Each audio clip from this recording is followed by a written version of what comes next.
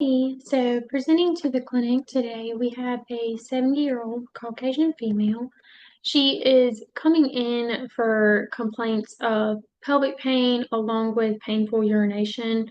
She states that this has been going on for about the past 2 days, and she thinks that she has a UTI. She states that the pelvic discomfort is constant, about a 3 out of 10, but that the pain does increase to about an 8 out of 10 during and after urination. She states that when she does have to go to the bathroom and urinate, that it does burn, and she does have increased frequency and urgency, along with pelvic pain and discomfort when sitting. She endorses an increased frequency to the restroom. However, she states that when she does go, the volume of urine is very small. And when asked about the color and characteristics of her urine, she states that it is yellow, it's clear, and that she has not noticed any foul odor or changes in smell since the symptoms have started. She states that she has not tried any medications or anything at home to relieve the symptoms, but that she has started to drink cranberry juice and water since that has worked in the past when she has had UTIs, but that they have not relieved the symptoms this time. Some differential diagnosis to consider with her due to her chief complaint and history of her illness are cystitis, uncomplicated and complicated, vaginitis, pelvic inflammatory disease, and urethritis. During a review of systems with her, she did deny any fever, chills, or fatigue.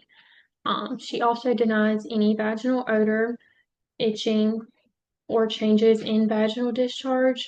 And she did decline being currently sexually active. Patient denies any abdominal pain, nausea, vomiting, diarrhea, or constipation. She also denies any dizziness, confusion, or headache. The patient does have an extensive medical history. She reported that she has a history of hypothyroidism, GERD, hypertension, anemia, hyperlipidemia, osteopenia, CKD3, immunosuppression, diabetes mellitus, and hypercholesterolemia.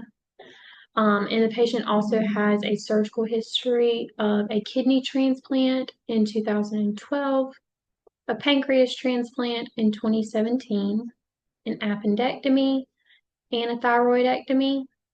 For her family history, both her parents are deceased. However, her father did have a medical history of hypertension, prostate cancer, and her mother had a history of hypertension, a cerebrovascular accident, and brain cancer.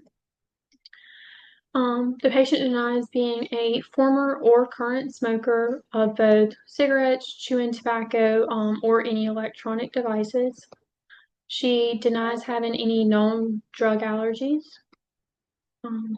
We did get a set of vital signs on her, and her temperature was 98.5, heart rate was 62, her blood pressure was 128/62, respirations were 16, and her oxygen was 98% on room air.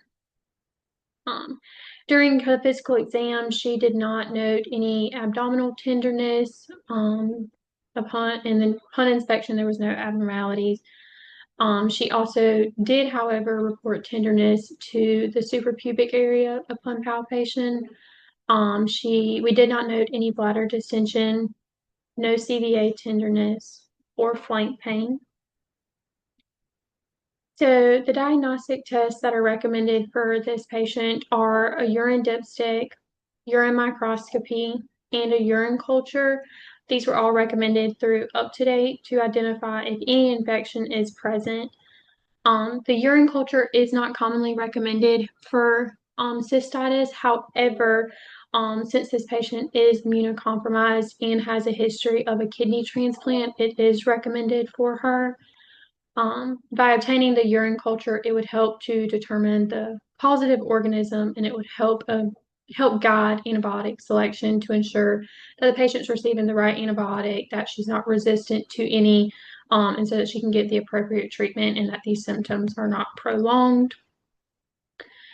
And so, due to the absence of a fever, any signs of systemic illness like hypotension or tachycardia, chills or fatigue, and no findings of flank pain, CVA tenderness, or abdominal tenderness, the final diagnosis of acute simple cystitis is suggested.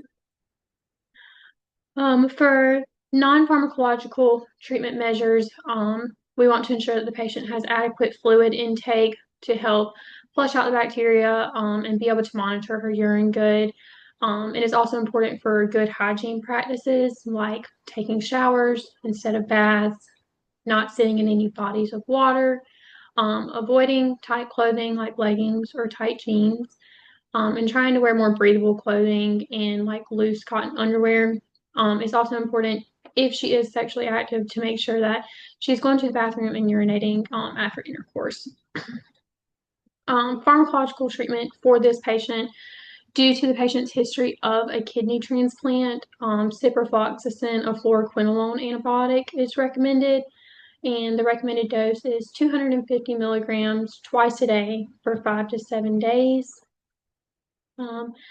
Follow-up recommendations, the patient should not have to follow up for this diagnosis. However, because the symptoms should get better within 48 to 72 hours of the antibiotic treatment. However, she would need to revisit the clinic if the symptoms persisted or worsened during this time. And it would also warrant a visit to the clinic if symptoms return in the next few weeks, just to ensure that there is no other complications or any other things that are causing these symptoms other than the cystitis. For patient teaching, it is highly encouraged for the patient to finish the entire course of antibiotics to prevent the infection from coming back. And it is also encouraged to finish the entire course of antibiotics to prevent antibiotic resistance in the future. If this patient was to need to receive treatment in the future and didn't finish the entire course of antibiotics, she could develop some type of resistance where that antibiotic would not work, which would limit treatment regimens that would be an option for her. The patient is also would need to be encouraged to take the antibiotic with food and ample amount of water to prevent any GI side effects. Antibiotics do have a tendency to cause nausea, abdominal pain, constipation, diarrhea, and things like that. So taking them with food and water can help decrease the risk of these side effects.